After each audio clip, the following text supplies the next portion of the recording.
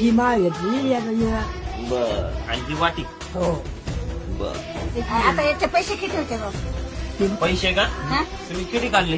बाप, भरपूर आणले हो. 1120 रुपये. लय झाले. हे काय गप नाही पुन्हा पैसे अरे बाप. कधी पडले आहेत माझं पैसे आजी किती पैसे? ते हजार 1000. 1100 1100. हे मोजा हे घ्या तुमचे तुम्हाला.